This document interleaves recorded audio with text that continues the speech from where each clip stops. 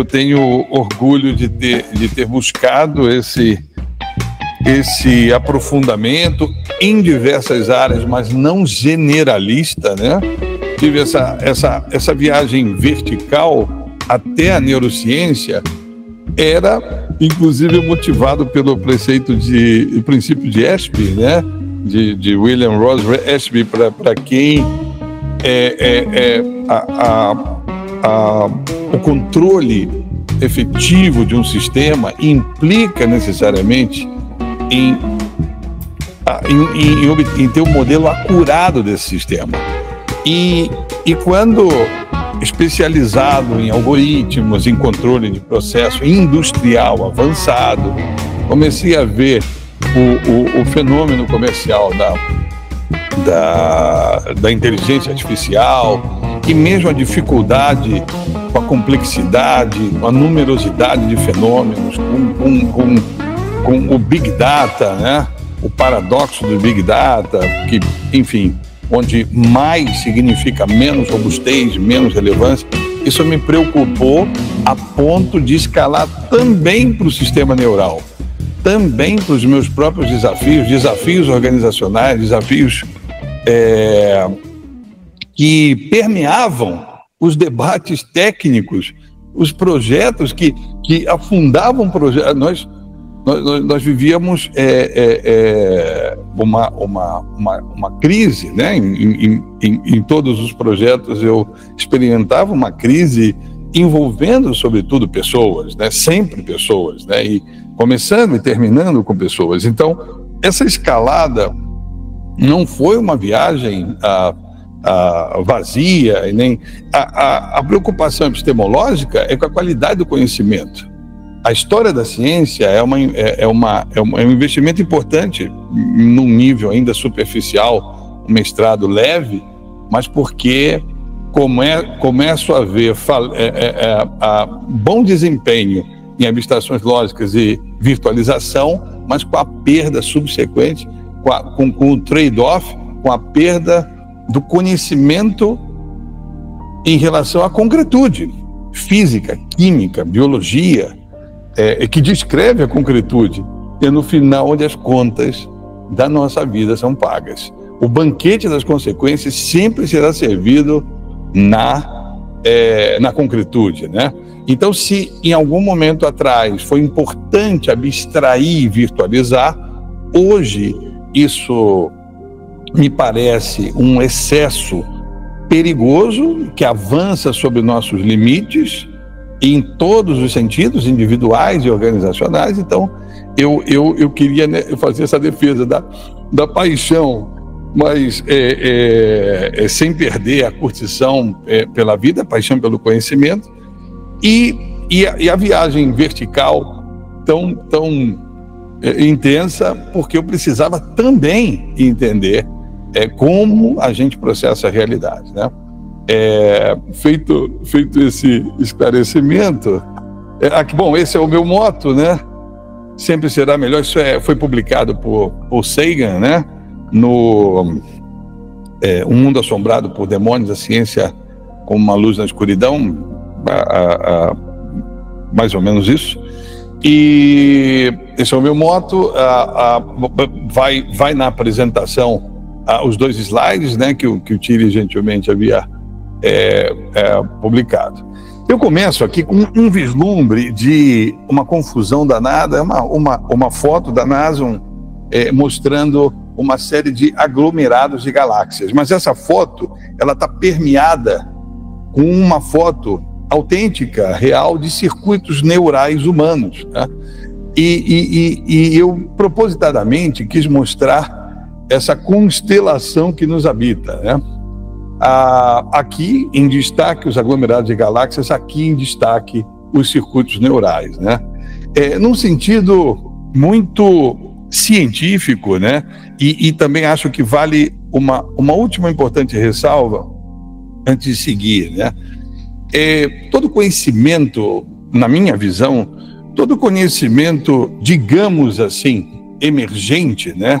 Ou toda novidade, seja ela acadêmica, científica ou tecnológica, ela, no dia seguinte, ela é sequestrada por interesses vis, e isso não é diferente com a neurociência. Então, a neurociência, ela é muito maltratada, vendida como coaching, como papo de guru, como autoajuda, como uma maneira de enganar as pessoas, e neurolinguística, enfim, é uma terra de ninguém. Assim como já aconteceu com a mecânica quântica, assim como também já aconteceu, e acontece ainda com a epigenética, etc, etc. Então, com a dita inteligência artificial, eu não considero nem inteligente nem artificial, mas essencial, né?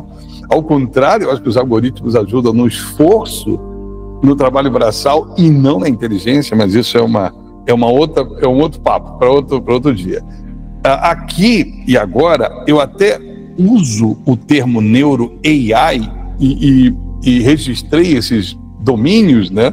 Mas sorrateiramente o AI, no meu caso, é Adaptative Inference. É a nossa tentativa, vã tentativa, de antecipar o que a segunda lei da termodinâmica garante que nós não superaremos, que é a desordem, em última análise, né? Então nós nos valemos de ilhas de ordenamento, e o circuito neural humano é uma expressão extraordinária desse ordenamento, numa viagem subatômica, atômica, molecular, tecidual, para compor um conjunto. O cérebro é um conjunto de órgãos, não um órgão, né?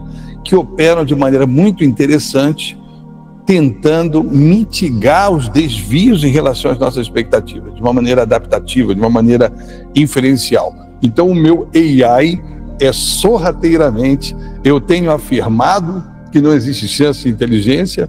Recentemente, um paper extraordinário publicado por pesquisadores da Apple concordam mais uma vez comigo, mas os teoremas de Gödel já seriam suficientes para a gente solapar essa discussão, que é comercial, infelizmente. Não quer dizer que não seja importante. Não, é essencial, é fundamental, mas desde que você entenda de que se tratam os algoritmos, diferentes famílias de algoritmos. Bom, a neurociência da busca pela felicidade é uma palestra, uma apresentação que eu já fiz inúmeras vezes em diferentes países, é muito bem recebida e lança um olhar diferente, não piegas, sobre... eu tenho esse respeito pela audiência de vocês, e qualquer audiência eu quero deixar alguma coisa realmente útil, né? O termo felicidade bastaria para que eu entoasse, enfim, qualquer tipo de retórica poética, não tem problema nenhum, diz a minha mãe, né? Qual é o problema, meu filho, de ser fofinho, né? Mas é que eu não serei útil a vocês se eu for mais uma voz dizendo asneiras com todas as palavras, né?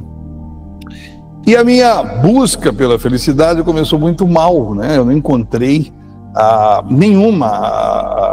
nenhuma organização importante, estrutura importante, governamental, com um termo, ou acadêmica, com o termo felicidade, né? No seu título, né? No seu chamamento, na sua razão social.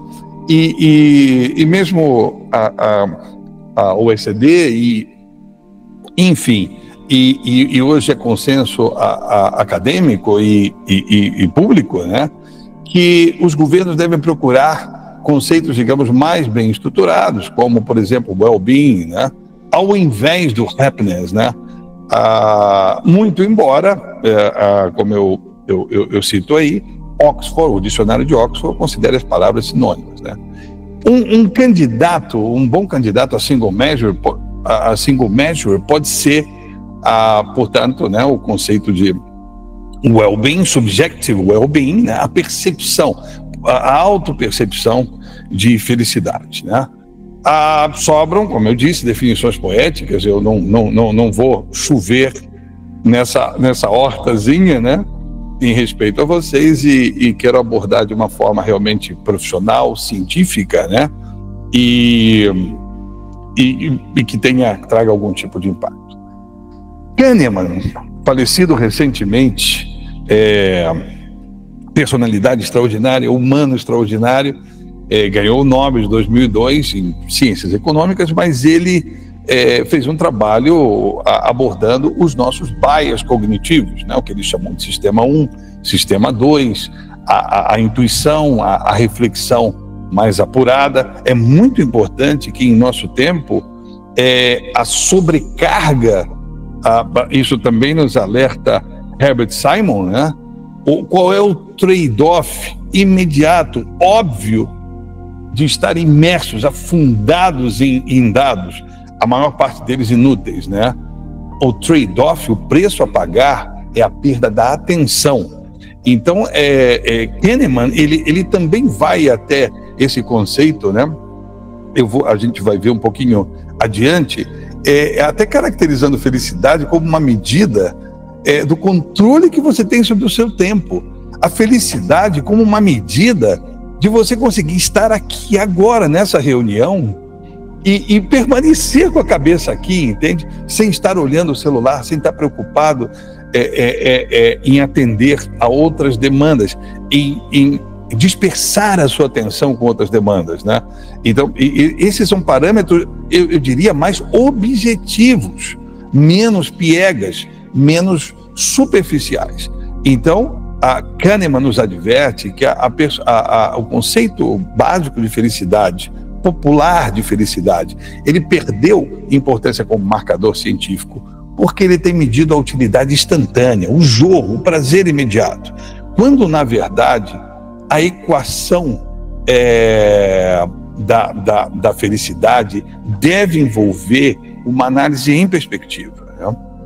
Aqui, mais especificamente, fica a referência para vocês, a equipe de Felicia Huppert, né, que tem estudado não só a percepção de well-being, mas também a lucidez, a saúde mental humana, um estudo extraordinário envolvendo mais de 50 países em 3 anos, né? Fica com uma leitura adicional para que vocês possam aprofundar esse construto de well-being, né, para não tornar a conversa mais apodítica do que ela já será em alguns momentos, né?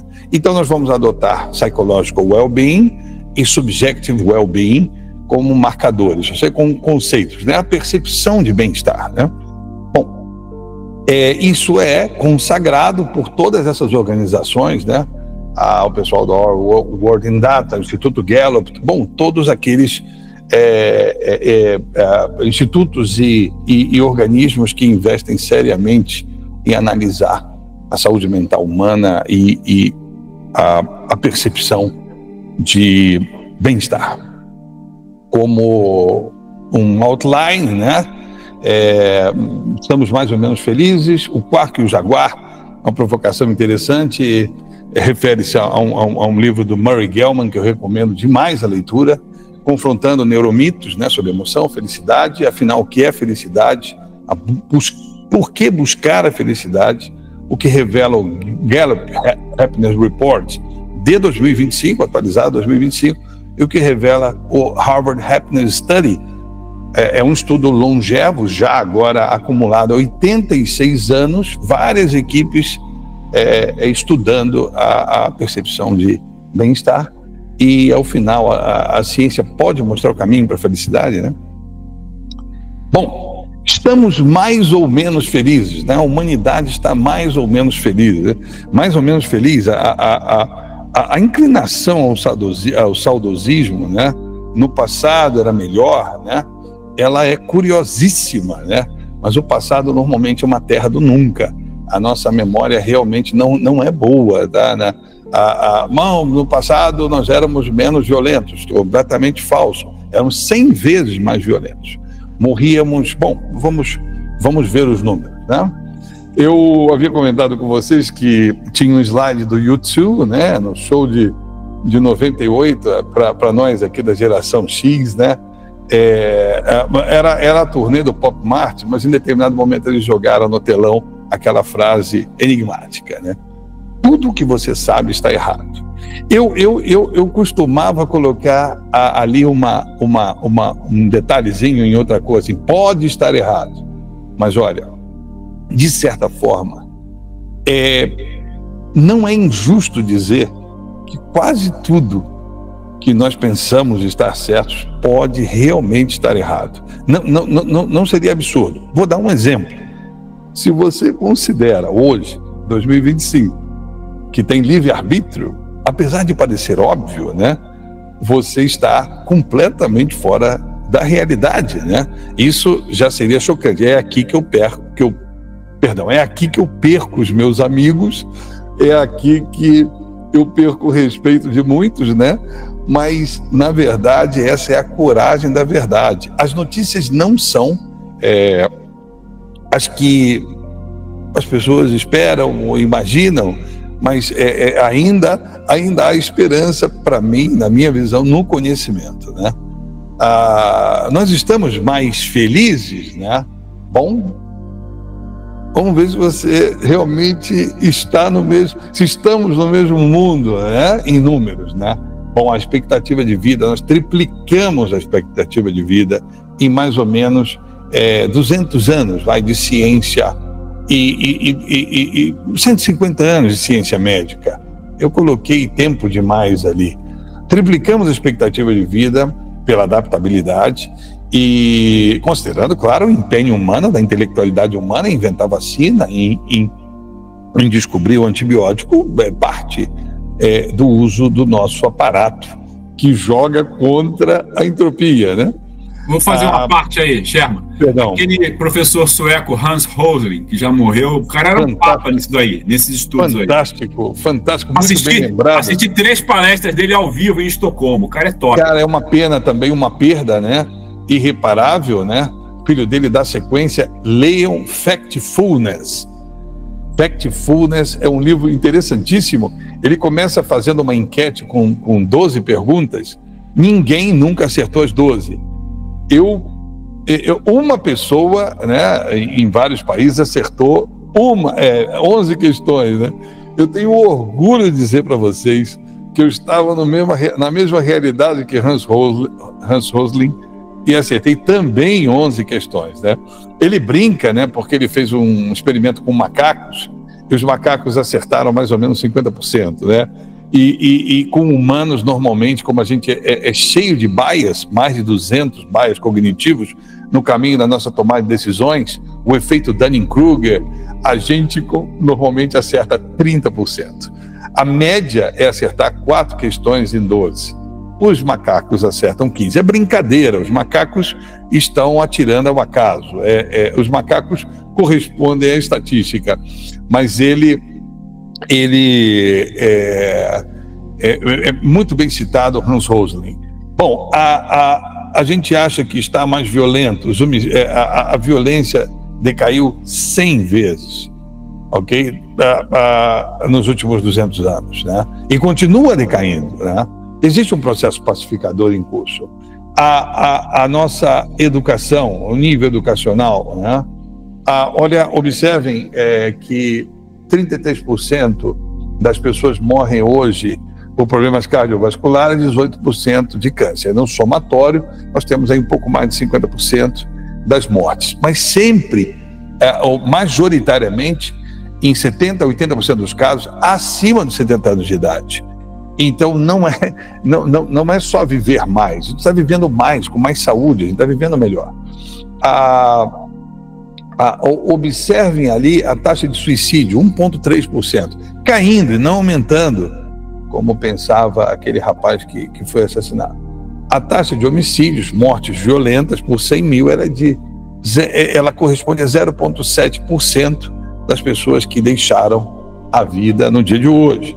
Então, assim, a realidade não é aquilo que o senso comum advoga. E volto a Hans Rosling de novo, né? Leiam esse livro, é muito importante, né? O que significa estar educado para um papel cidadão em 2024? Estamos em 2025, desculpe, não corrigi o slide.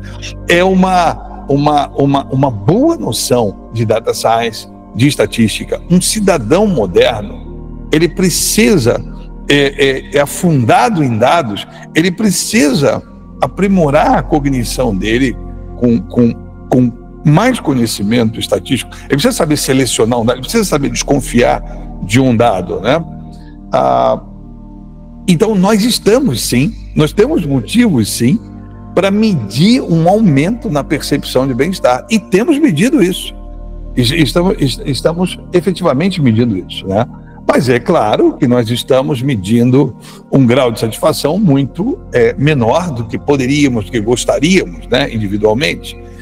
O mundo é governado por psicopatas. Eles escalam as hierarquias públicas e privadas e nós, homens de bem, eu acredito muito que esse grupo aqui tenha excelentes inclinações, né? Nós vamos ver as nossas expectativas maiormente frustradas, né? A saúde mental humana, ela é bombardeada com tudo o que está acontecendo, com a complexidade galopante, a numerosidade de fenômenos, a velocidade.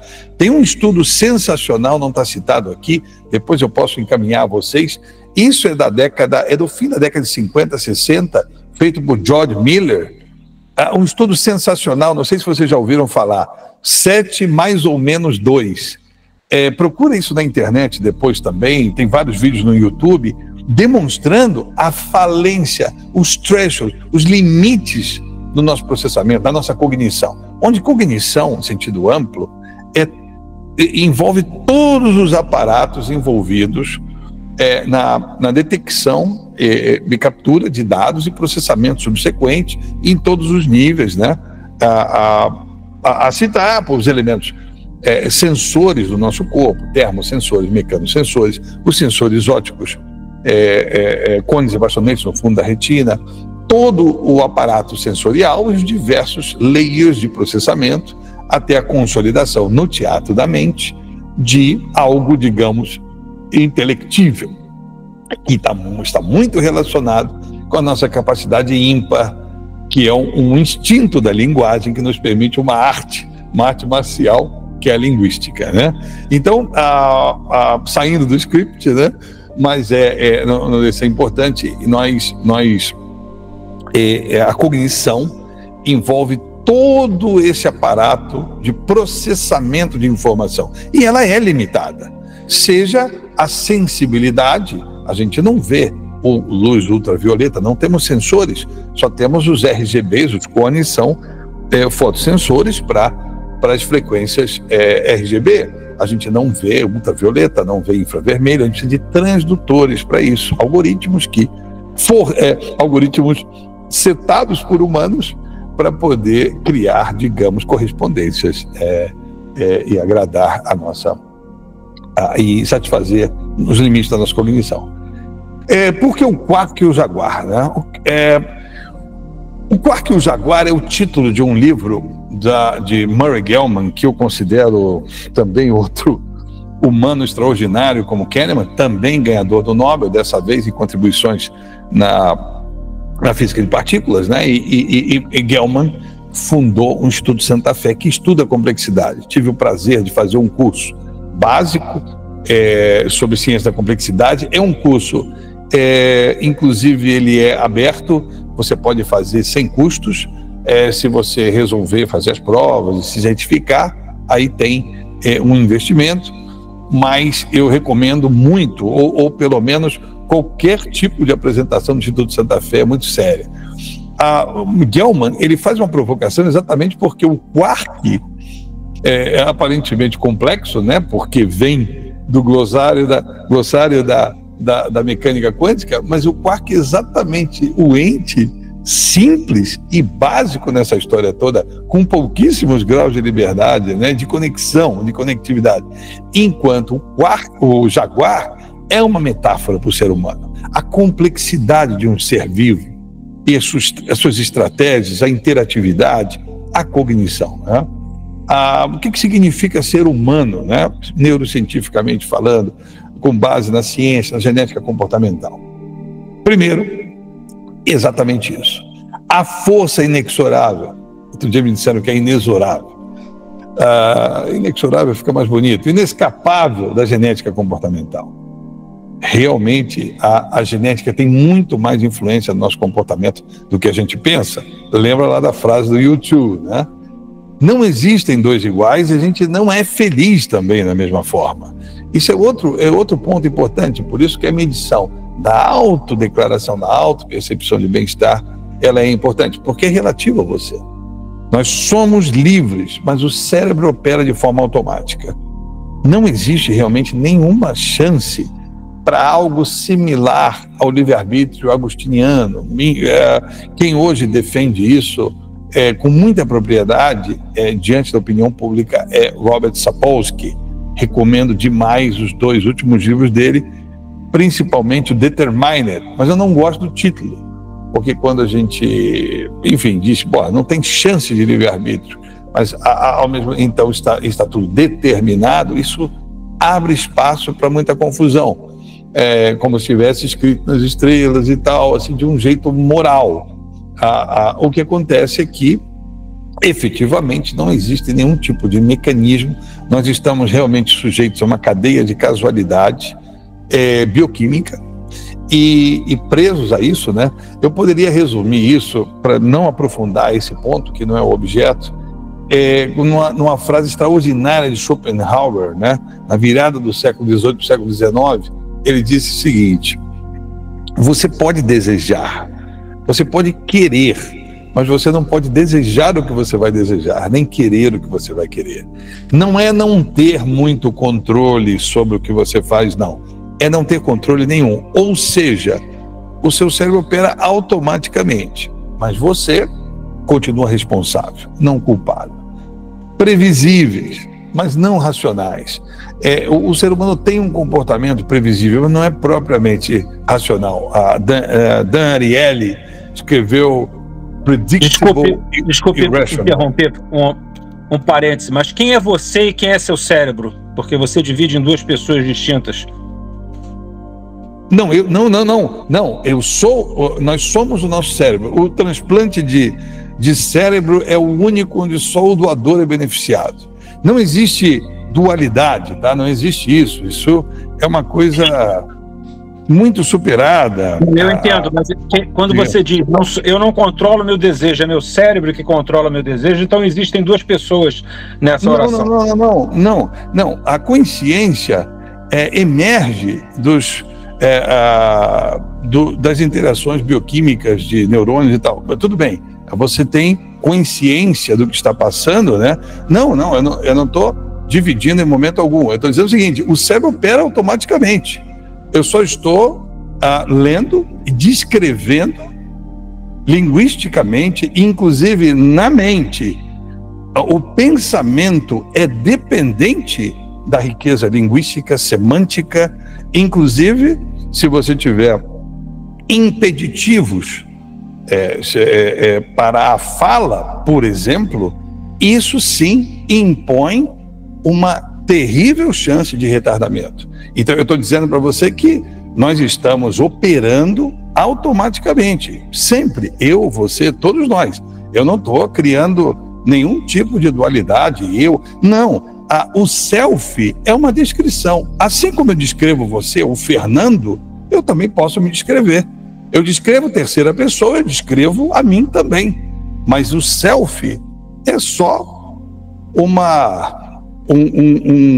artifício descritivo. Assim, da mesma maneira como eu te descrevo, olhando para você, eu descrevo a mim. Eu posso descrever o meu comportamento do mesmo jeito que eu descrevo o seu. Agora, o processamento neural, eu posso te dar uma série de exemplos. Que é extensa a apresentação, mas eu vou te dar um exemplo básico.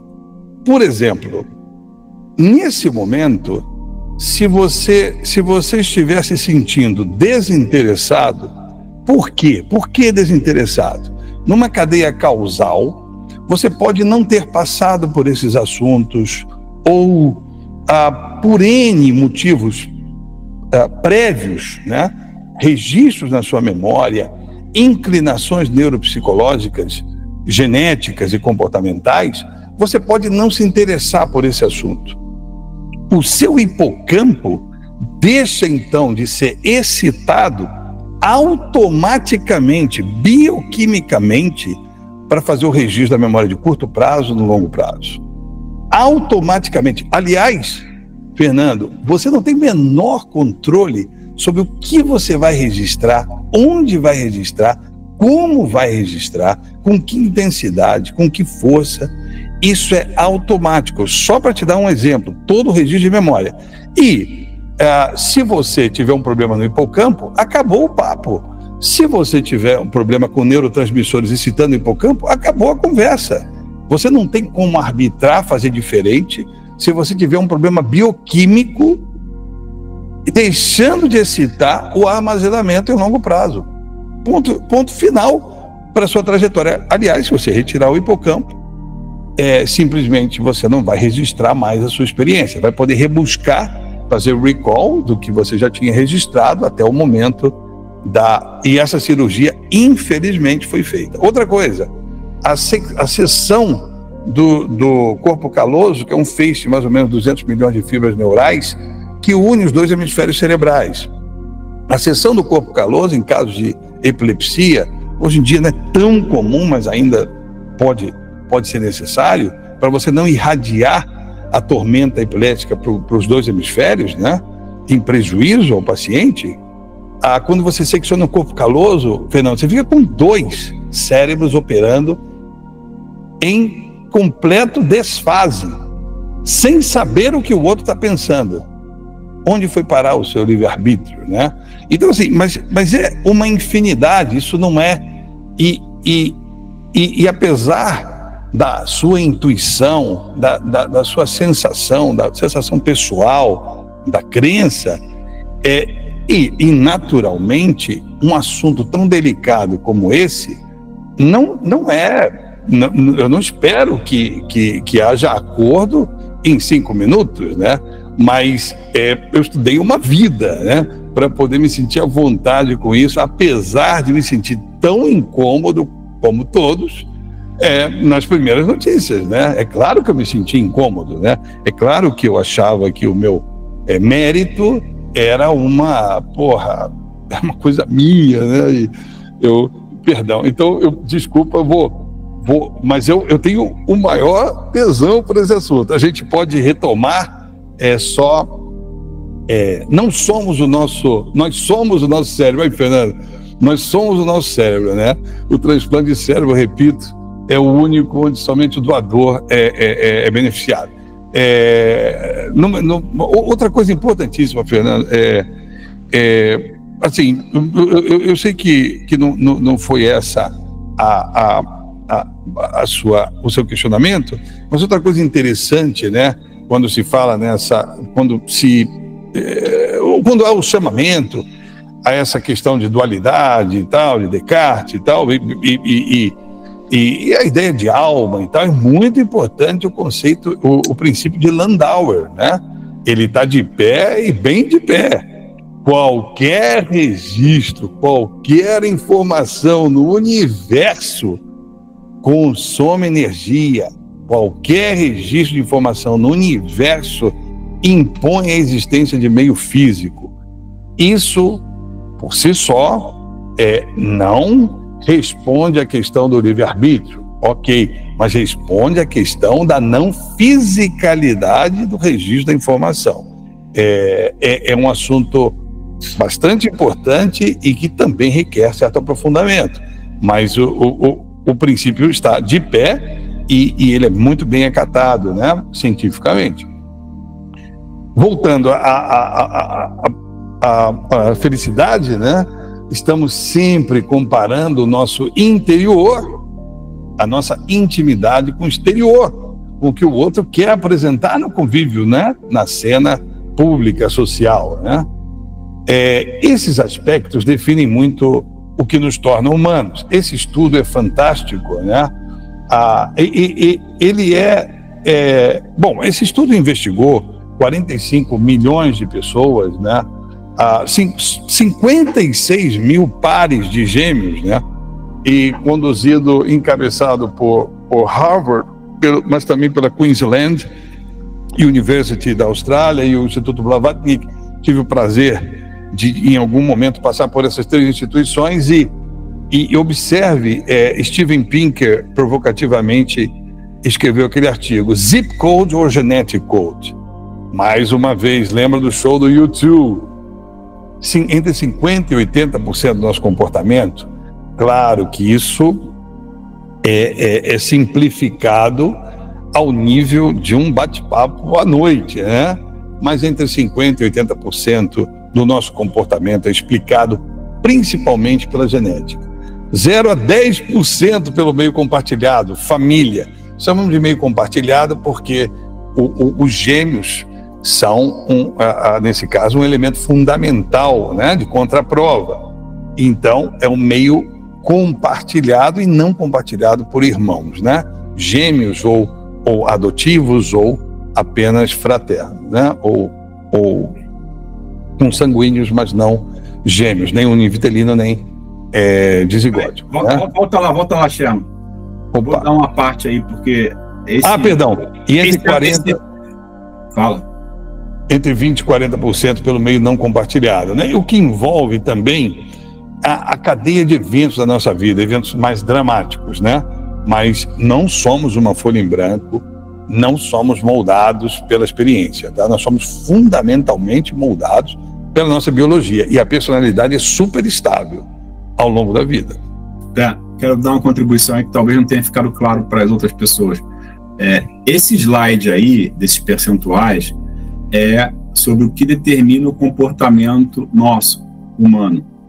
Então, esse slide está dizendo, com base nessa pesquisa de Harvard, de 45 milhões de pessoas e não sei tantos gêmeos, que eles analisam os gêmeos porque tem a mesma genética, né? E aí diz, então, o comportamento do ser humano ele é influenciado de 50% a 80% pela genética. Isso. Daí até o Sherman falar que a gente funciona no modo automático, né? Já está lá a genética, não dá para você mudar, né? 0 a 10% que ele chama de meio compartilhado, que, vamos dizer assim, é o núcleo familiar, é aquela coisa que você convive com seu irmão, o teu condomínio, a sua família, a sua escola, né? E de 20% a 40% é aquilo que não é compartilhado. Exato. Que a cultura. Exatamente. São experiências individuais, vamos dizer assim, né? Isso. Ao longo da vida. Então, isso é muito surpreendente. Para mim, foi. Quando ele me falou muito surpreendente, cara. A gente sempre aprende, né? Que a família influencia muito o comportamento do ser humano. Onde ele é criado, onde ele é educado, essas coisas. A escola, tudo isso. A ciência, no caso, esse estudo aí, diz que não, influencia de 0 a 10% do comportamento do ser humano. Então, é só para tentar falar em outras palavras, mas baixando o nível, assim, baixando a bola, né? Para compartilhar com vocês o que quer dizer esse slide aí. Pinker, no artigo, Steven Pinker, ele coloca isso no topo da pilha de mais de 400 estudos importantíssimos, né? É muito diferente a visão da opinião pública em relação ao ser humano e a visão, digamos, de um círculo mais ou totalmente científico, né? Eu sou revisor voluntário da Nature, não de artigos científicos, mas da Magazine, né? Artigos mais suaves e tal, mais leves, né? E eu recebo centenas de artigos diários só sobre neurociência, né? Então, existe 25% mais ou menos de tudo que a gente sabe hoje sobre o comportamento humano teve origem em estudos nos últimos 3 a 5 anos. 50% do que a gente sabe dos últimos 10 anos e 100% do que a gente sabe do último século. O primeiro Nobel para a neurociência em 1906 com Santiago Ramón y Cajal, que é um gênio realmente, que inclusive publicou e intuiu, né, porque ele não podia ver o neurônio, intuiu a doutrina do neurônio. ganhou o Nobel com Camilo Golgi em 1906. São 68 prêmios Nobel para a neurociência ao presente. 68 prêmios Nobel, né? E provavelmente você não sabia disso, e 0 para psicologia, porque a psicologia não é considerada pelo Instituto que é organizador do Nobel como uma disciplina científica, né? Então, assim, nós não estamos emergindo da psicologia, né? Está emergindo da biologia, está emergindo da física, da química, e não exatamente da biologia, né? Assim como a química não emergiu da alquimia, né? A química emerge da física, né?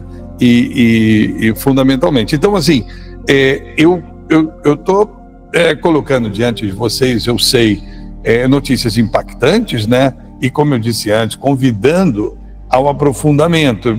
Vou deixar um monte de questões e caraminholas, posso respondê-las, e com o maior prazer.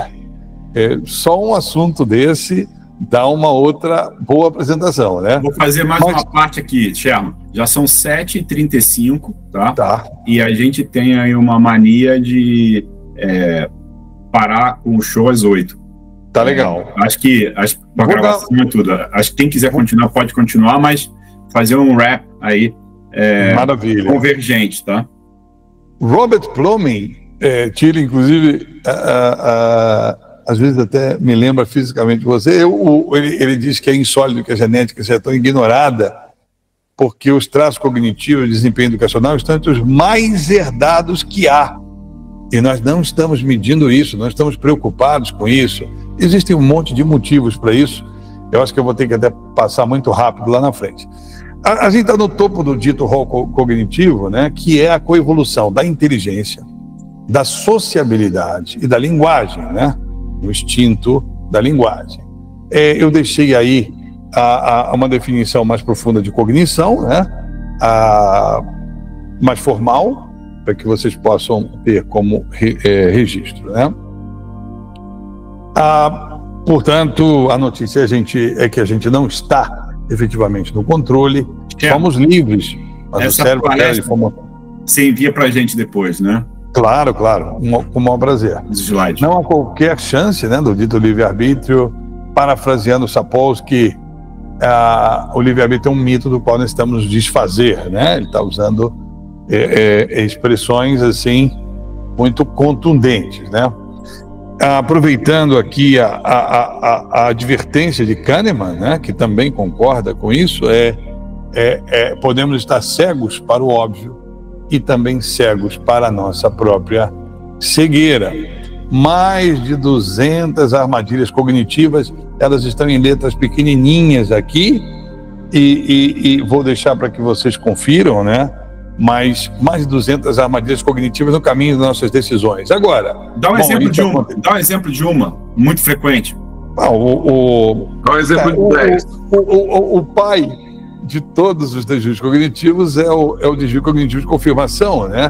Quer dizer, você olha num conjunto riquíssimo de evidências, você se centra nas parcas evidências que confirmam aquilo que você aderiu emocionalmente. Para só então, por que uma pessoa inteligente, bem formada, é capaz de abraçar teses absurdas, né? Porque as adesões são emocionais. Nós aderimos emocionalmente e conjuramos a nossa lógica. Bom, uns fazem isso melhor do que outros, para tentar explicar aquilo que nós aderimos emocionalmente. Então, é o desvio cognitivo igual. Ou um outro efeito muito interessante é o Dunning-Kruger, né? Olha que interessante, né? Algumas pessoas sabem algo, né? E aquela pequena porção de entendimento associada à personalidade protagonista daquela pessoa, leva ela imediatamente a subir no púlpito, né? E professorar, né? Mas ela não sabe o suficiente para entender que, na verdade, ela está longe demais do entendimento. Exemplo, né? Uma pessoa protagonista, ela pode assumir o protagonismo anti-vacina. Mas isso porque ela não tem um mínimo de entendimento em biologia para saber que, na verdade, faltaria ainda muito para ela entender não só a utilidade básica, mas para entender profundamente como uma vacina opera. Então, quer dizer, o ápice do conhecimento seria entender profundamente.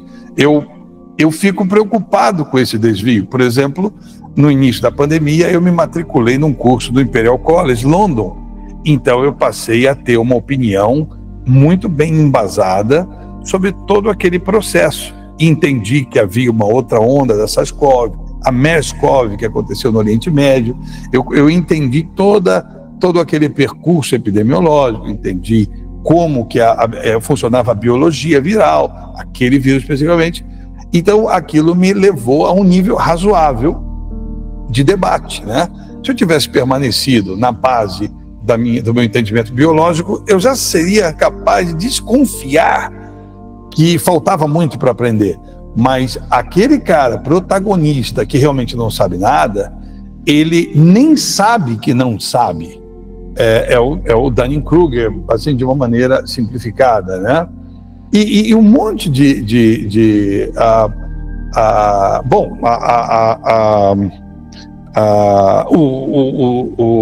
o Tuchel, por exemplo, o ataque ad hominem, né?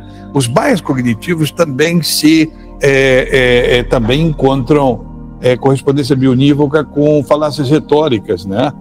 Quando você ataca a pessoa, você desconsidera o argumento de uma pessoa porque não gosta dela, de novo, né? Adesão emocional, né? E aí, imerso, né, nesse bombardeio, usando pouco o sistema 2 de reflexão, porque a gente não tem tempo. Só um detalhe: o inventor da vacina foi Edward Jenner. Foi antes de 1800, foi 1980, 1975, alguma coisa assim. Sim. Eu acho que ele não tinha, os conhecimentos dele sobre biologia são menores dos que eu tenho hoje como engenheiro. Então é impressionante também como as pessoas conseguem fazer coisas sem saber, sem conhecer seus próprios limites, né? Ou seja, porque ele usou mesmo Pasteur na época, ele usava de princípios gerais sobre, né, fragmento de vírus, ou vírus inoculado, vírus morto, que hoje poderiam até matar pessoas, né? Ou seja, dependendo do... É verdade. Isso que você falou é muito importante, cara, e dá uma oportunidade sensacional, cara. Bom, você citou Pasteur, né? E Fleming, né, cara? E Fleming, o acidente, né? Agora, olha que interessante, Fernando. Isso é muito importante, cara. Durante a boa parte da história da humanidade, ou seja, toda a história da humanidade, menos os últimos 150, 200 anos, nós vivemos do know that. Eu sei que se isso acontece, aquilo acontece. Então, a intuição, o sistema número 1, a correlação que é o ergo post hoc, ergo propter hoc. Se isso aconteceu na sequência disso, é causação disso, né? Esse tipo de limitante, digamos, de ordem cognitiva em um nível elevado, né? Num grau hierárquico cognitivo elevado, rebuscado, isso marcou a história da humanidade. O know that, eu sei que. Só que isso é muito falho, exatamente por 200 desvios cognitivos. Só para responder a pergunta que eu mesmo fiz antes, esses desvios cognitivos não estão aumentando, não. É que a complexidade impõe limites à nossa percepção. A complexidade, ela faz, o mundo complexo faz com que os nossos desvios aflorem, eles transpareçam mais. E o que eu considero tão valioso no empenho científico? O know-how. Entender agora, Fernando, qual é o mecanismo pelo qual hoje não basta. Hoje, cientificamente, você não joga uma rede empírica e tenta capturar alguma coisa, né? Como a gente precisou fazer no passado. Não, hoje nós temos fundações, é uma trajetória cumulativa que envolve tanto a reflexão dedutiva como, claro, no final empírica. O onus probandi é ainda fundamental, mas a gente mudou o caminho. Quer dizer, hoje não basta saber que a gente precisa, você não consegue aprovar um medicamento porque testou em tantas pessoas e deu muito certo. Não, você precisa explicar como que aquilo aconteceu. É muito importante isso. Esse é um diferencial brutal que multiplicou 8 vezes a população da Terra, triplicou a expectativa de vida, diminuiu a mortalidade 40 vezes em um período curto de tempo, mesmo com medidas anticonceptivas, né? Então, assim, isso é um show de adaptabilidade pelo uso do nosso sistema neural, só que aí coordenado, e veja que interessante, coordenado por uma metodologia, a gente potencializou, catalisou o fenômeno da emergência. Ou seja, é como as formiguinhas, né? Tem comportamentos errantes, mas do formigueiro dessa ação coletiva emerge uma obra e uma sistemática maior e que tem algum tipo de sentido.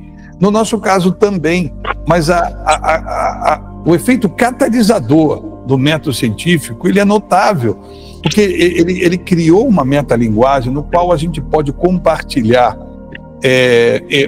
entendimentos, né, numa figura maior. Observa também, Fernando, que ficou menos personalista, não é verdade? Então a gente lembra de Pasteur, a gente lembra de Fleming, a gente lembra de grandes descobridores, né? Mas hoje é menos personalista. Hoje um estudo é assinado por dezenas de pessoas, né?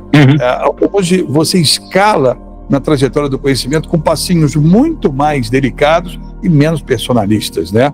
É o que tem norteado, né?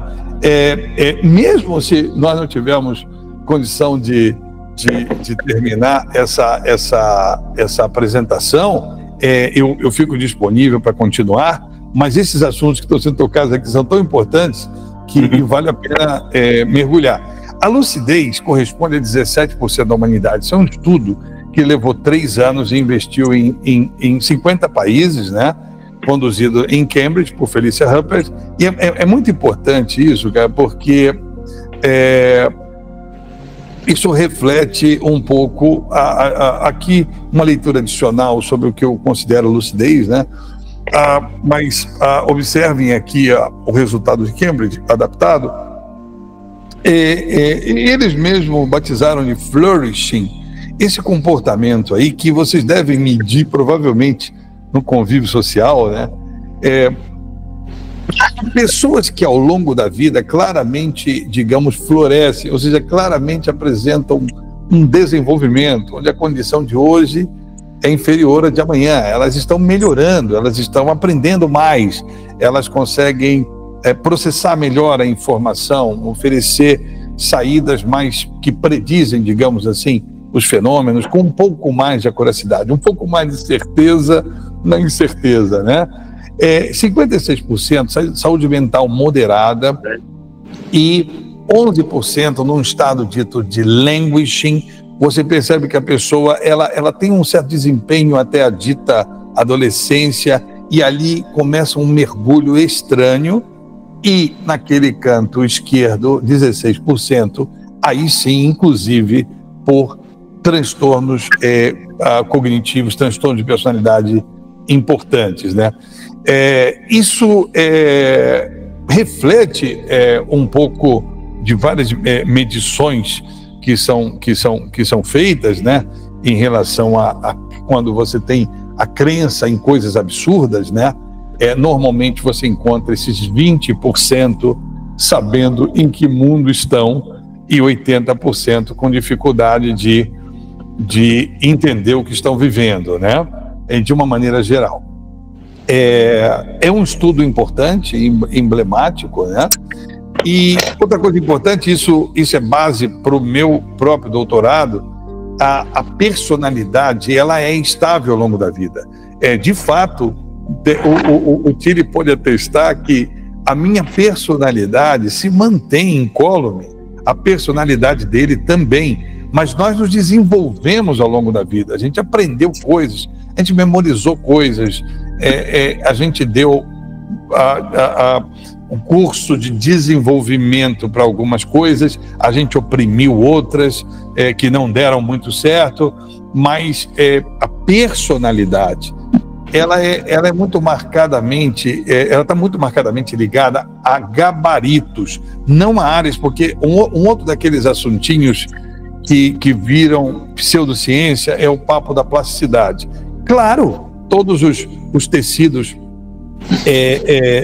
todos os circuitos neurais, eles têm algum grau de movimentação, ou seja, de plasticidade, teoricamente. Mas é muito importante que eu diga, eu estava num congresso semana passada na Costa Rica, aí tinha um guru da inteligência artificial falando um monte de besteiras, e em determinado momento ele disse assim, observem que as pessoas agora estão padecendo de problemas mentais, de problemas neurais e tal. E aí eu me apresentei para questionar, olha, mas você sabe por quê? Aí ele ficou meio em dúvida, assim, se tentava. Porque as células do cérebro são as únicas no nosso corpo que não se duplicam. Então, nós estamos mais longevos, os nossos tecidos estão durando mais, e 1 em cada 3 crianças nascidas hoje vai viver até 120 anos, é o que nós estamos prognosticando, mas o cérebro não. Outra coisa, os telômeros, eles têm importância.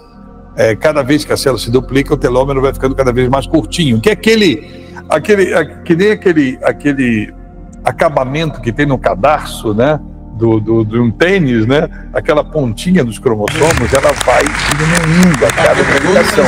Só que não dá para a gente fazer uma gambiarra e refazer o telômero. A gente até descobriu como, mas a gente pode acabar aumentando uma série de tipos de tumores e situações cancerígenas, né?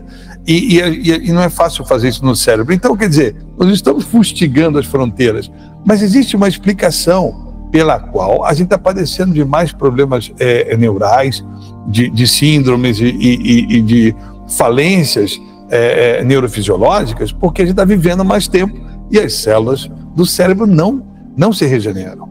A gente tem a produção de praticamente toda o nosso arsenal neurofisiológico ao nascer, mas ao longo da vida a gente ainda gera novos neurônios, né? Não indefinidamente, não em proporção significativa, não mais do que 5%, 10%, mas a gente não regenera. Esses que são gerados e ponto final, até um determinado momento da vida.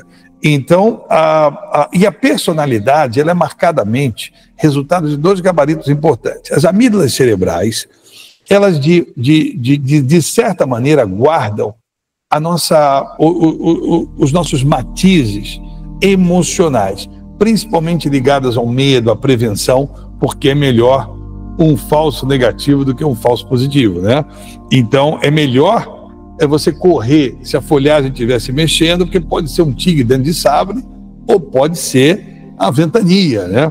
Então, essas características evolucionárias levaram para as amígdalas uma carga muito importante das nossas características emocionais. Essas características emocionais vão drivar a resultante do processamento dos nossos elementos sensores em layers cada vez mais complexos de informação, impulsionados, digamos assim, mecanicamente, impulsionados, eu quero dizer, carregados de uma tintura, de um matiz emocional característico da sua personalidade. Se você é muito neurótico, se você é muito ao contrário, se tem uma análise de risco muito frouxa, isso vai embalar os processos mentais no seu cérebro para mediação da parte pré-frontal, ou mais especificamente a região ventral medial lobo pré-frontal, que é onde estão os nossos freios sociais. É muito interessante que esses freios sociais, eles terminam de formar aos 23, 27 anos. Então a gente pensa que a adolescência terminou e dá carteira de motorista aos 18 anos, Mas, na verdade, essa finalização ocorre mais tardiamente, hoje a gente sabe. Então, o que acontece com o fenômeno do adolescente? Ele ganhou autonomia social, mas ainda não tem os freios todos consagrados. É claro que cada um vai terminar os seus freios, digamos, neurofisiológicos, de um jeito diferente, né? E isso, sobretudo, como fruto da genética. Existe uma série de janelas onde existe o acabamento das conexões, das aproximações e conexões sinápticas, né? Então, por exemplo, quando você nasce, você não enxerga. Se você não for fotossensibilizado, essa janela de tempo para que as conexões sinápticas elas se aproximem e permitam que a sinapse ocorra. A sinapse é bioquímica, não é elétrica, ok? Então também tem gente falando besteira por aí. A sinapse é bioquímica. Você, então, uma vesícula carregando mais ou menos 5.000 moléculas de um determinado neurotransmissor, vai até os poros nos terminais do axônio e abrem ali, explodem ali uma bolsinha e os neurotransmissores excitam aos neuroreceptores subsequentes. Não é elétrica, tá? É bioquímica. E isso foi uma discussão, inclusive, entre Santiago Ramón y Cajal e Camilo Ghosh, e Cajal foi bem sucedido. Então, assim, é muito interessante isso aqui. Está entrando mais na neurociência do que permanecendo só na felicidade. Mas eu queria deixar mais um conceito importante. Eu gosto, inclusive, da maneira como o Sapolsky formula. Ele diz o seguinte, que o córtex pré-frontal, que é uma das últimas fronteiras evolucionárias no desenvolvimento humano, né, e nos caracteriza, ele diz que o córtex pré-frontal ele opta pelo hard think, because it's the right thing. Então, o córtex pré-frontal é onde nós temos a chance de fazer o que é mais difícil, porque é certo. Mas a evolução nos lapidou para sobreviver, não para buscar a verdade, não para a moralidade. Mas no final do processo evolucionário, o altruísmo começou a desempenhar um papel importante. Quando você demonstra preocupar-se com os seus liderados, isso é uma forte inspiração para a confiança na sua liderança, né? Estou transcendendo demais, mas, enfim, a nossa cognição geral está aumentando, ok? A nossa capacidade de processar informações, é o Flynn Effect, perdão, ok? Hoje, a nossa capacidade de abstração lógica, de virtualização, é incomparável em relação a um estudante de Harvard do século passado, que estaria hoje na zona que a gente chamaria de retardamento mental. Sim, acontece sim. Os estudos falam, né, que os garotos hoje no ensino médio, eles têm um conhecimento muito superior ao que as pessoas tinham nos tempos passados, né? Na mesma idade. Aí sim.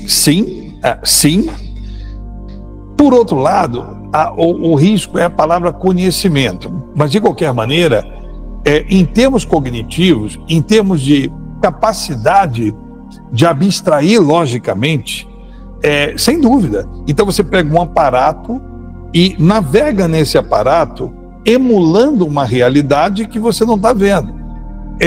Culturas pré-científicas, como bem estudou Luria, eram incapazes de fazer isso, incapazes de fazer qualquer tipo de articulação. Exemplo, ele entrevista o chefe de um grupo de caçadores-coletores da antiga, isso ainda era na antiga União Soviética, né, no início do século passado, e ele entrevista o líder, né, que era o cara mais listo, e ele fala assim, olha, vou te dar algumas premissas. No Polo Norte existem animais com pelo. Por uma questão de camuflagem, esses animais têm a pelagem branca. Existem ursos lá. Que cor é a pelagem? Aí o cara parou, pensou, falou assim, eu nunca estive no Polo Norte, eu não posso atestar isso, né?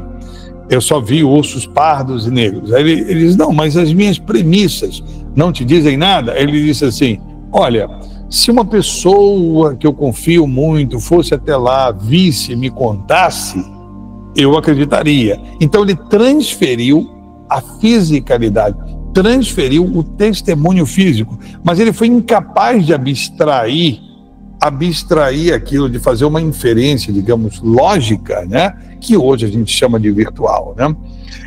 Isso tudo bem, e é o que nós medimos no Flynn Effect. Qualquer criança hoje pega um celular, um aparato, e se vira, né? Em detrimento, Tille, do conhecimento, cara. Esse é um problema. O que nós estamos medindo agora é uma alteração. E por que essa alteração? Nós estamos ficando embotados por tanta informação. Talvez a falha agora, ou a deficiência agora, esteja na concretude. Nós perdemos foi o contato com a concretude física, química, biologia, que descreve a realidade onde os fenômenos realmente acontecem e onde o banquete das consequências sobre a nossa vida vai ser servido inexoravelmente, né? Então, o problema de usar a palavra conhecimento é que eu acho que nós estamos ganhando em capacidade cognitiva e virtualização, mas a gente está dando pouca importância para o conhecimento. Veja o assunto dos gêmeos digitais, por exemplo.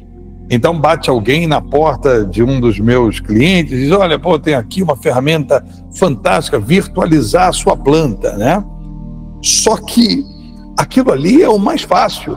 O complicado é conhecer todos os modelos, os balanços de massa e energia, as operações unitárias da engenharia química, tudo que perfaz e que modela aquele processo. O conhecimento, insisto, o trabalho abnegado, a seriedade continuam e continuarão sendo. Cara, a especialização, ela é mais importante do que nunca, ao contrário do que muitos dos meus clientes esperam, né?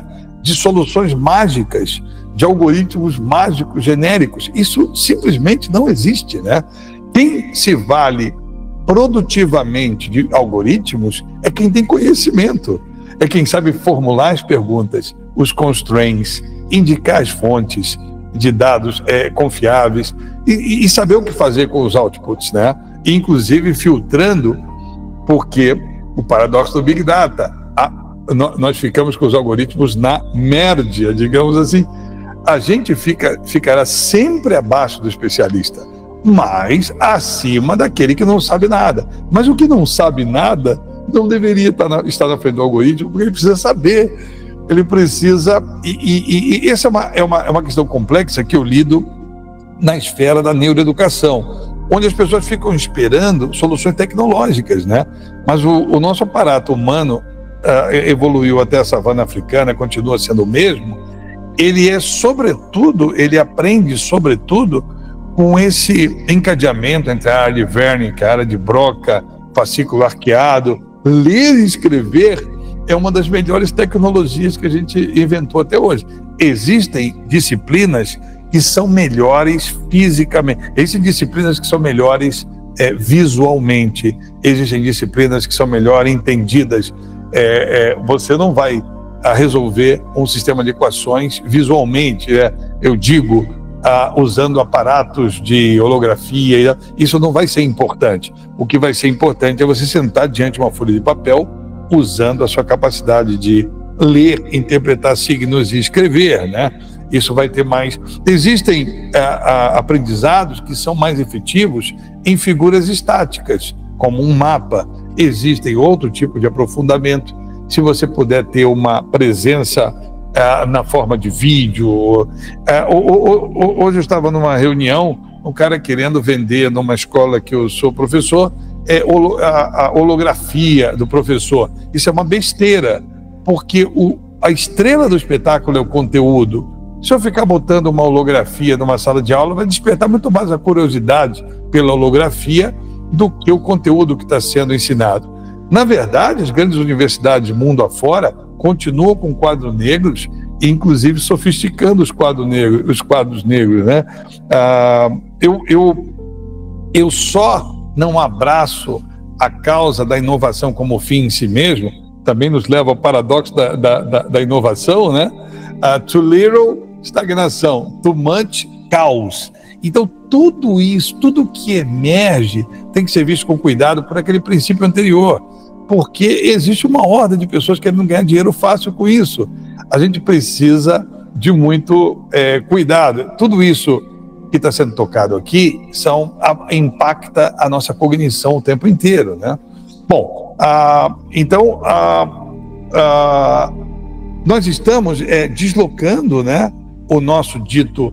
É porque coeficiente de inteligência é um conceito muito carregado de preconceitos, é uma história longa que eu iria contar para vocês, mas eu acho melhor não investir esse tempo.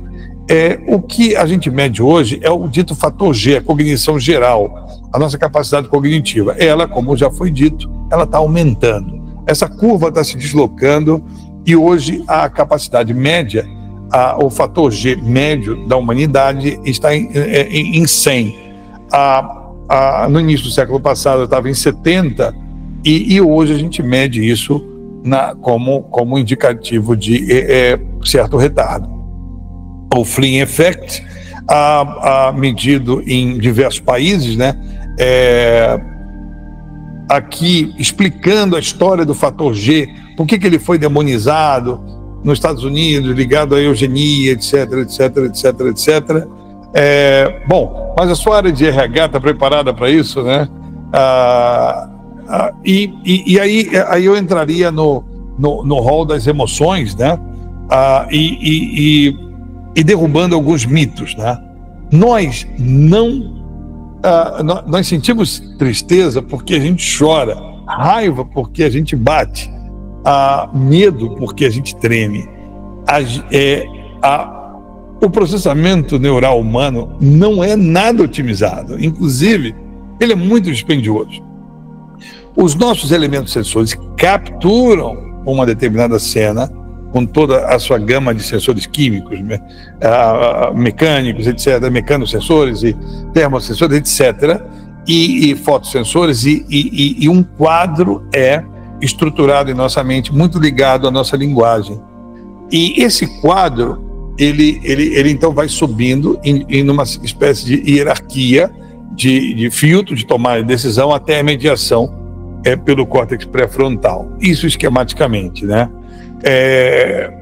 Em paralelo, inclusive vários vetores brigando em paralelo. Mas nós não processamos a realidade assim. Bom, eu estava no semáforo e vi uma garotinha pobre vendendo flores na chuva e fiquei triste porque pensei na minha filha e tal, e tendo ficado triste, eu chorei. Então nós temos o fenômeno, nós temos então o nosso sentimento, a nossa sensação, e aí finalmente a gente desencadeia fisiologicamente uma reação. Não funciona dessa forma. Os elementos sensores, a caminho do nosso processamento superior, eles são derivados no tálamo para uma área mais antiga, e a gente imediatamente analisa olhos, bocas, a gente reage à cena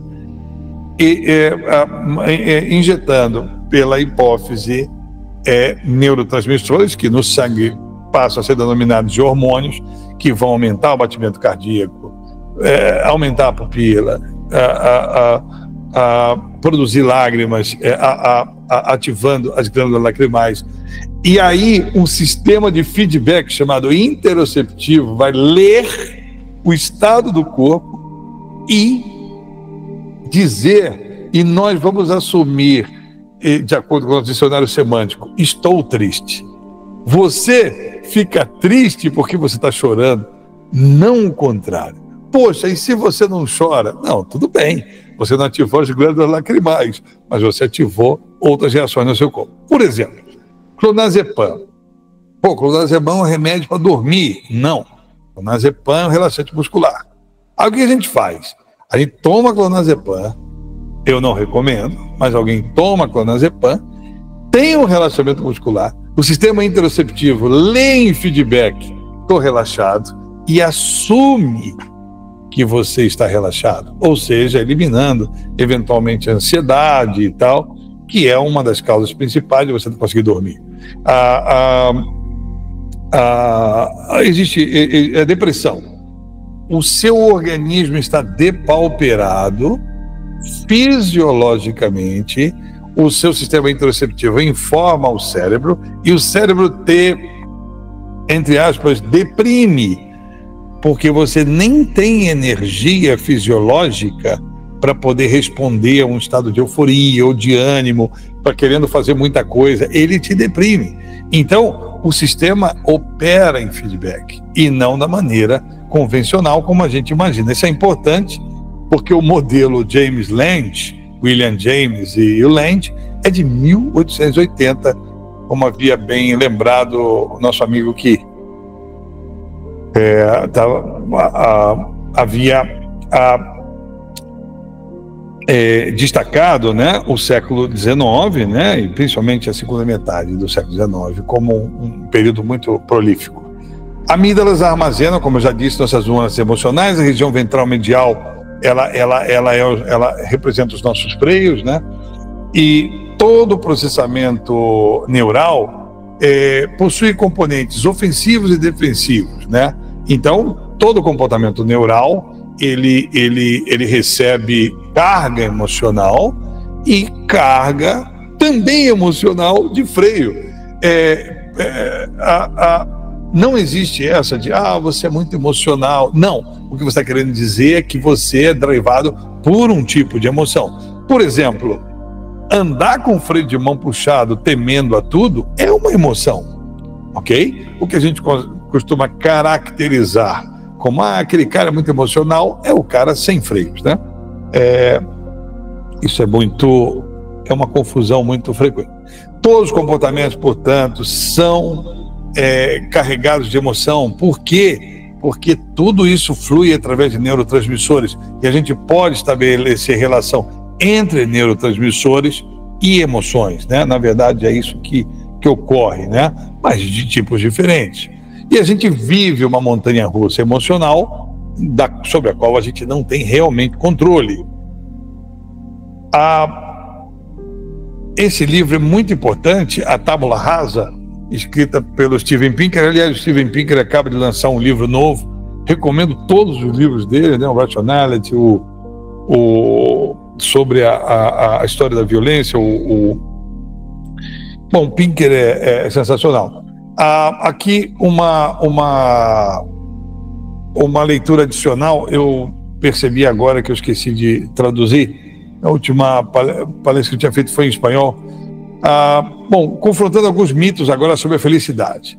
A felicidade não é o nosso estado natural. A gente está mudando o nosso estado emocional para sobreviver o tempo inteiro. Eu acho mal barato aquela ideia do... lembra do Dr. Spock, né?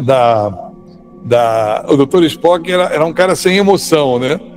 Imagina, cara, se ele fosse sem emoção, por que queria ficar ao lado da tripulação do comandante lá, leal a eles, lutando contra alienígenas e tal? É claro que isso envolvia emoção, né? Por que ele não voltou para Vulcano para procriar, né? Ele ficava lá com a galera, com os amigos dele, né? O Steven Pinker faz uma gozação sobre isso. Felicidade não é euforia. E não estar feliz não significa ser um perdedor. Bom, tem problemas fisiológicos que impedem a gente de ser. Aliás, se você precisar se colocar numa posição onde tenha mais chance de se sentir a gosto, de se sentir bem, você precisa cuidar de suas características fisiológicas. Você precisa, sobretudo, dormir bem, se alimentar bem, se exercitar. Não é isso, Tire? Tudo aquilo que você manda eu fazer, né? Com propriedade. Sim, senhor. Buscar a felicidade. Aí, tá vendo? Um erro aí. Tá em espanhol, desculpe, cara. Eu fiz uma correção. Buscar a felicidade é um oxímoro, tá? Por quê? Porque a felicidade, a gente vai ver um pouquinho após, ela é medida realmente em perspectiva, como resultado de um de um conjunto de realizações. Por exemplo, por que um oxímoron? Isso é muito bem pensado e proposto por Paul Bloom, de Yale. Quando você, por exemplo, percebe, já que você é afetado pelo que acontece com a sua família, você é afetado pelo que acontece com o seu filho, porque você sente afeto por ele. Muitas vezes você precisa se sacrificar, fazer pequenos sacrifícios, quer dizer, não há aquela medida de utilidade imediata, de satisfação, mas em prol de, em perspectiva e em feedback, perceber que o seu filho está bem. Perceber que você conseguiu cuidar dos seus, você conseguiu assegurar que todo mundo estivesse junto aqui, protegido, em paz. Então, a felicidade, buscar a felicidade abnegadamente, obsessivamente, é curiosamente uma medida de egoísmo.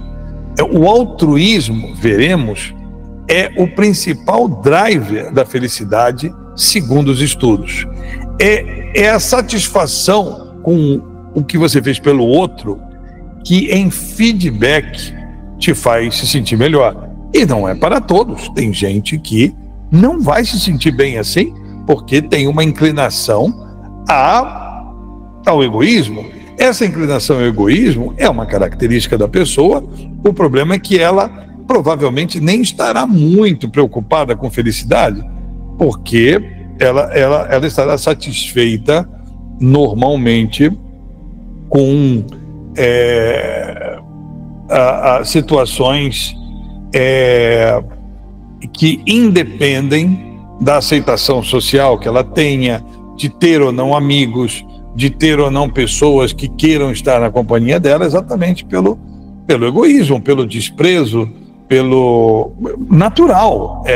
Não estou fazendo isso de maneira moral, não. Desprezo pela satisfação do outro, né? A felicidade é medida pelos estudos principalmente como resultado de você ter contribuído, por exemplo, a questão do dinheiro, né? Os testes envolvendo dinheiro mostram que dinheiro pode não trazer felicidade, mas utilizar o dinheiro para fazer outras pessoas felizes, né? Tem uma força em feedback enorme para a sua percepção, a sua autopercepção, autodeclaração de satisfação. Um ponto importante é que a falta do dinheiro, ela tem impacto sobre a sua cognição. Você fica tentando se proteger de tudo e de todos, não consegue ter um papel social pleno. Então, a falta do dinheiro, ela cria dificuldades, sim, para o seu desenvolvimento pleno.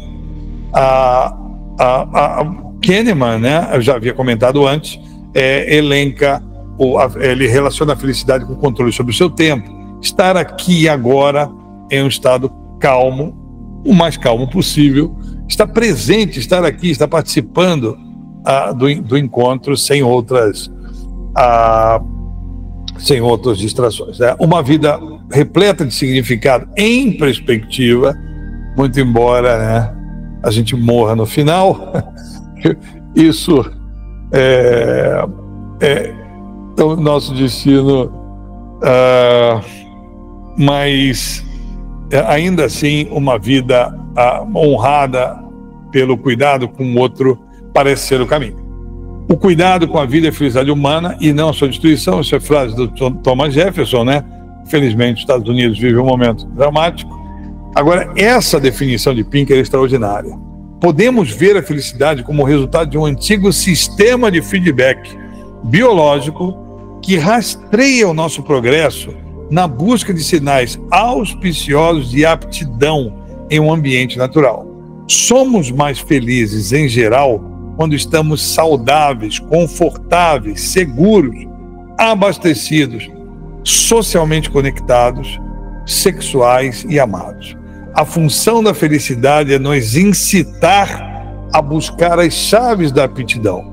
Pinker, de Harvard, está relacionando todo esse sucesso com base fisiológica à percepção, a aumentar as suas chances.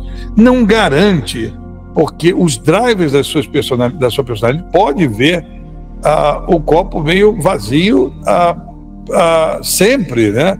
Pessoas que ficaram tetraplégicas ou que ganharam na loteria, após 6 meses, 1 ano, elas retornam à sua condição original. Se viu o copo meio vazio antes, era deprê antes, ganhou na loteria, depois de 1 ano, volta a reclamar da vida. Se era super motivado e ficou tetraplégico, dentro de 6 meses, 1 ano, começa a dar curso de autoajuda, como superar a tetraplegia. Então, bom, a felicidade é determinada por fatores como sua saúde e seus relacionamentos familiares, amizades e, acima de tudo, por sentir que você está no controle de como gasta o tempo. Kahneman. Bom, o quão bom é o suficiente, né? Isso é pessoal. Mas aqui o estudo de Kahneman e Tversky analisou que abaixo desse patamar de $75 mil nos Estados Unidos à época, abaixo desse patamar, acima dele, observa que você não vai ficar feliz indefinidamente. Você vai ficando bilionário e vai ficando bilionariamente feliz. Não. Você se estabiliza acima desse patamar que te permite uma presença cidadã plena na sociedade, em perspectiva relativa ao outro. Você está medindo o seu nível de sucesso. Esse patamar, uma vez atingido, você realiza a sua fisiologia plenamente. Mas se você estiver abaixo desse patamar, aí você fica impedido de chegar sequer à sua plenitude. Esse estudo é muito importante. Ele tem uma série de revisões e tal. Precisamos, então, avaliar o valor mínimo, por exemplo, do salário mínimo, das condições mínimas de uma sociedade, em dar chance de dignidade, de expressão plena. Outra vez, estamos no mesmo barco da genética. Pessoas que estão desagraciadas pelas suas potencialidades genéticas, né? Elas não deveriam ser vistas por nós como párias, entendeu? Preguiçosos, né? É muito complicado isso, porque não quero abonar as faltas de Hitler, né? Mas eu consigo entender que ele só estava em condições de ser quem ele era. Isso era inescapável. O problema é que ele perpetrou atos monstruosos. Então, eu não me avento, eu não me meto a crucificá-lo pela culpabilidade, mas, sem dúvida, pela responsabilidade. Então, não muda nada. As leis precisam ser cumpridas, os ritos respeitados, só que não se sinta tão à vontade em desprezar as desvantagens do outro, porque ele não estava em liberdade de ser outra pessoa. Ele não tinha realmente condições. Eu sei que isso é muito duro numa visão que eu considero bastante razoável, saudável, de meritocracia. Sem dúvida, eu sempre apoiei isso, é claro. O mérito deve ser premiado, sem dúvida. Eu não vejo, e não quero que não seja assim, né? Agora, é importante lembrar que a biologia, ela é implacável, tá? Aí tem um problema da corrupção, que pode parecer um problema menor, mas não é, na minha visão, né? Porque ela subtrai da sociedade as chances de a gente equilibrar ainda mais esse jogo desequilibrado da biologia, né? Porque os psicopatas ascendem as hierarquias públicas e privadas, via de regra, e são verdadeiros usurpadores, né? Isso deixa um tremendo furo, né? Por outro lado, a gente tem pessoas com dificuldades como a gente viu ali, com saúde mental moderada, ou então bem depauperadas, né? Com uma série de dificuldades, que vão precisar receber algum tipo de empurrão, né? É bem complicado isso. Bom, a felicidade perdeu o seu marcador por medir o valor instantâneo. O conceito é o well-being. E eu vou direto aqui.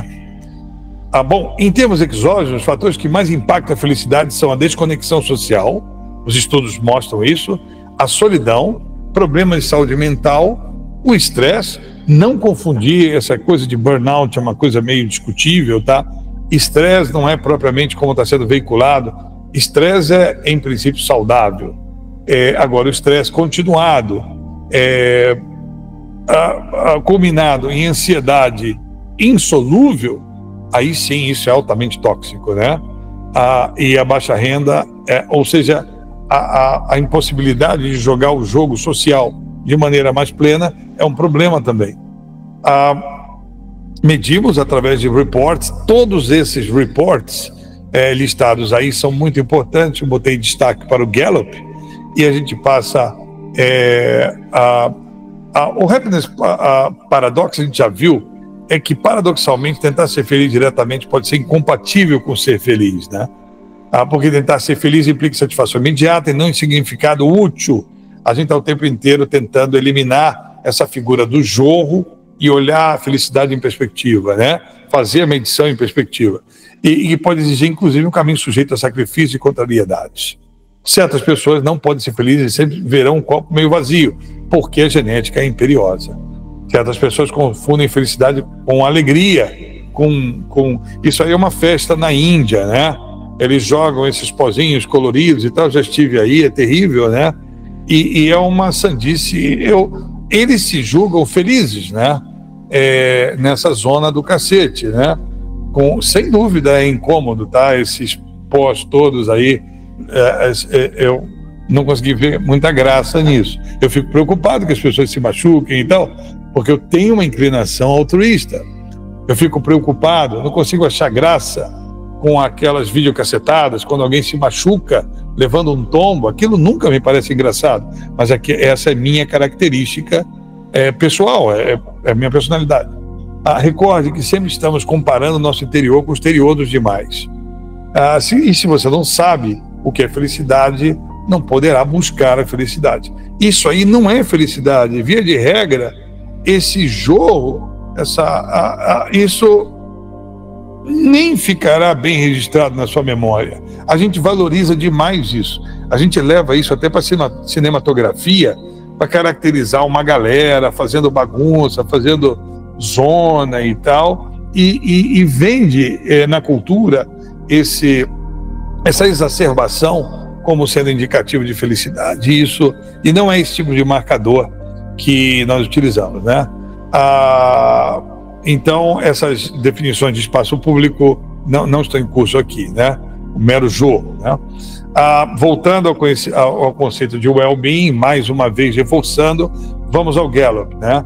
Eles abrem com essa frase do Mercador de Veneza, né? Olha que barato isso, né? E eu vou começar a sintetizar e convergir, né? Cuidar, né? É duplamente abençoado, né? Diz o Mercador de Veneza, né? Porque você... eu não tenho inclinações religiosas, mas Shakespeare é extraordinário, né? A questão abençoada, né? Porque a misericórdia, o cuidado com o outro é duplamente abençoado, porque ajuda, abençoa, provoca uma sensação de bem-estar em quem recebe e provoca uma sensação de bem-estar naquele que doa, né? Aqui o trecho completo, né, do Mercador de Veneza, né? Ela cai como uma chuva suave do céu sobre o lugar abaixo, é duplamente abençoado, abençoa quem dá e quem recebe. Isso é lindo demais e resume em grande medida o que esses relatórios muito sérios que eu elenquei ali para onde eles convergem, tá? Aqui eu dou em primeira mão o Happiness Gallup Report de 2025, os fatores que mais impactam, tá? A prosperidade sim, está no topo da percepção em uma sociedade moderna, precisamos dessa letra de câmbio, que é a moeda, para tudo, para alimentar os nossos filhos, para ter um teto, para ter proteção. A expectativa de uma vida saudável, a saúde hoje, é um capital indispensável. Apoio social, ou seja, fazer parte de grupos, isso que vocês têm aqui é maravilhoso. Isso vai ajudar vocês a serem felizes. A liberdade né? Não se sentir oprimido e se manifestar, confiança em instituições, generosidade. Esses são os fatores que foram destacados por todas as populações mundo afora, com insights, tá? Compartilhar refeições com outras pessoas, promove a sensação de felicidade, morar com outras pessoas e ter laços familiares. Aliás, a desconexão é o maior problema, sempre, né? Inclusive nos estudos em leito de morte e tal, nós somos eminentemente sociais. Alguém pode endeusar Thoreau, né, que foi viver lá nas terras de Waldo Emerson, lá e se isolando da humanidade, fazendo suas pregações. Mas isso não é normal. Bom, Thoreau morreu bem jovem, com 30 e poucos anos, de tuberculose lá no fim do mundo. Eu não acho isso uma grande coisa, né? E sem filhos, sem amor, sem nada. Mas eu também não posso julgar Thoreau. Thoreau não estava em liberdade de ser quem ele não era. O problema é ver um garotão no iPhone hoje, na geração Y, endeusando Thoreau, né? Isso é muito engraçado, né? E ele procurando likes, né? Bom, apoiar o outro, comportamento pró-social, reduz, inclusive, mortes. Existem muitos programas que pessoas com inclinação suicida são levadas a cuidar de outros que estão morrendo, né? Isso diminui a morte causada por desespero ou por desesperança.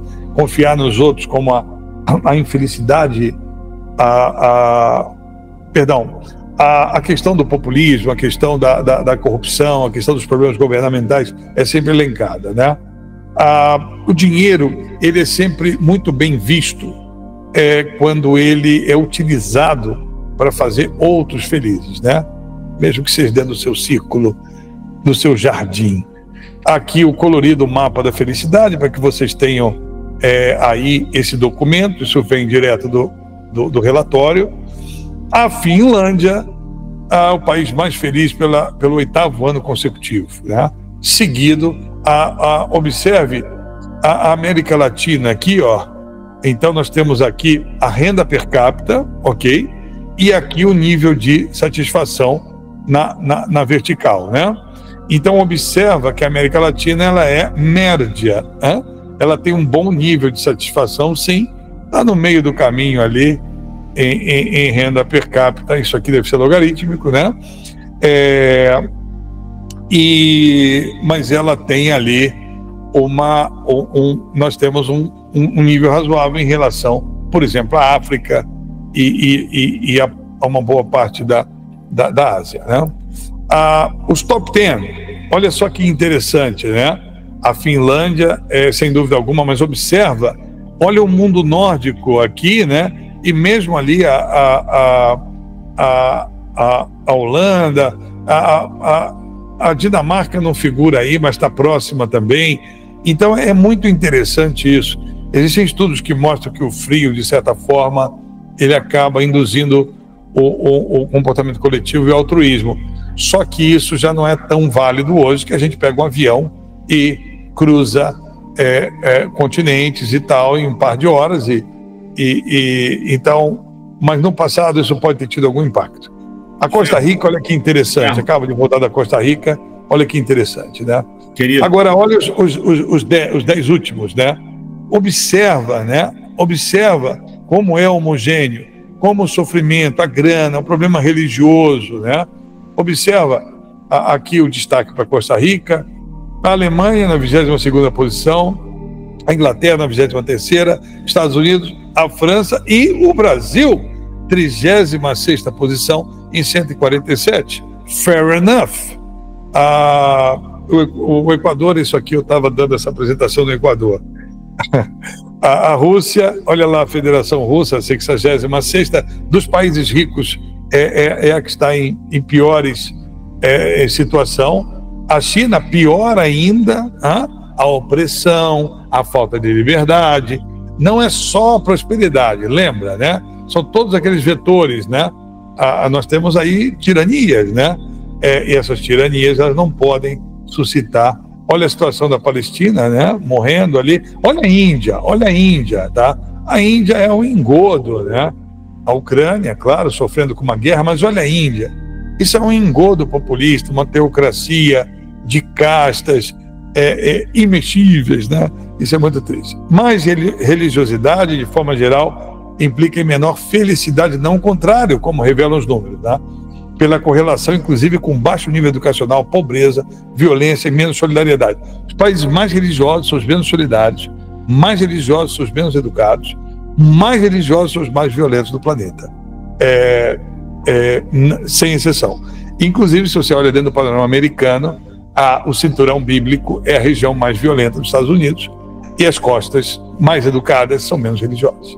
As costas são 70% desprovidas de religião, o centro-sul é 60%, 70% dominado pela religião. A liberdade de credo é um direito inalienável, mas o negócio das crenças entra no negócio ideológico do populismo e induz infelicidade sempre. Querido, a gente tem que convergir. Terminamos aqui, ó. O que nos mantém saudável e feliz ao longo da vida, se fosse investir agora no seu melhor futuro, onde você colocaria seu tempo, né? Mais de 80% escolheram ficar rico e 50% resolveram que queriam ser populares. Isso aí, geração Y, ok? Não a nossa, né? Isso em detrimento de fazer uma grande descoberta que salvasse vidas. Isso é uma enquete, ok? Mas se pudesse assistir vidas inteiras, né, como aconteceu nesse estudo, 86 anos, né, vendo as pessoas, acompanhando as pessoas a vida inteira, aí a gente entende o que conta no final da jornada, tá? E nós fizemos isso nesse estudo, ok? Ele é muito disponível, tem vários vídeos sobre isso. O estudo começou antes de 1939, dura até hoje.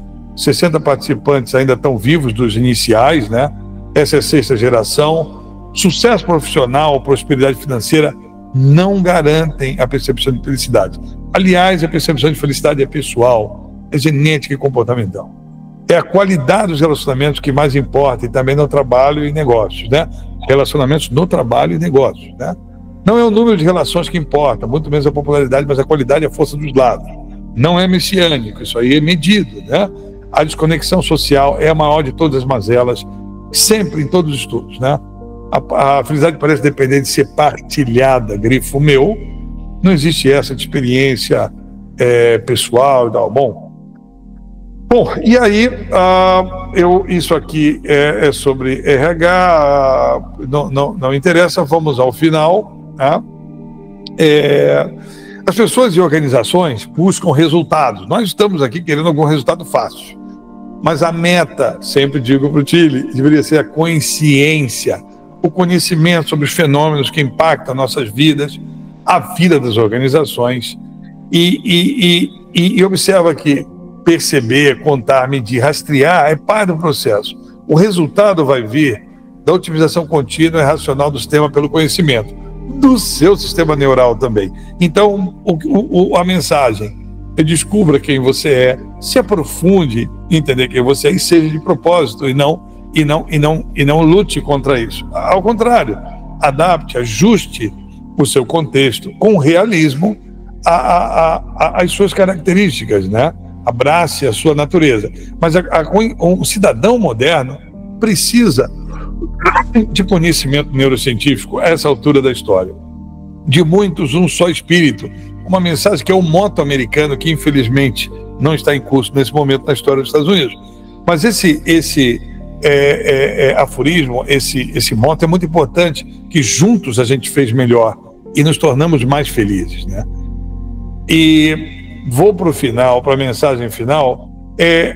Eu coloquei uma série de notas tristes, eu não queria encerrar assim. Voltaire, em 1759, Voltaire foi um gênio, o busto dele está ali, e eu mandei esculpir pela admiração, e no final, numa discussão, num debate como esse, como se os nossos queridos convivas que ainda estão aqui dissessem assim: porra, então o que a gente faz, né? O personagem Cândido, né, no final de uma conversa como essa, ele concluiu que ele não tinha poder de mudar tudo isso, e o que dirá mudar o próprio destino dele, né? Mas todos nós que estamos aqui temos, sem dúvida alguma, um alcance de impacto e que Voltaire chamou de o nosso jardim, né? Todos nós temos um jardim para cuidar. Nesse caso, a gente tem sim algum impacto. Bom, mesmo com o cérebro operando automaticamente, agora com esse convívio entre nós, tem um monte de caraminholas novas operando na cabeça de vocês. Oxalá, algumas dessas caraminholas possam resultar em otimização das suas respostas em relação ao convívio com as pessoas que fazem parte do seu jardim e sem as quais vai ser difícil viver, né? 250 anos de ciência transformaram a história, a genética é imperiosa, a personalidade não pode ser moldada, a lucidez não é a regra, não existe livre-arbítrio, o facto é esse. Aprendemos pela cognição, processando a informação. Precisamos de uma sociedade bem formada e informada que escolherá a união. A dita inteligência artificial não passa de um conjunto de ferramentas em data science, estatística, mas é essencial. O conhecimento científico é um pleonasmo e pode induzir ética, ciência induz ética sim, porque por conta do ônus probandi, né? Então, termino, né? Todos temos um jardim, como Cândido e Voltaire, somos feitos de átomos fusionados em estrelas, portanto, pequenos universos que me escutam aqui, neste que é um hiatozinho da não existência, é muito improvável existir, é muito improvável esse encontro, né?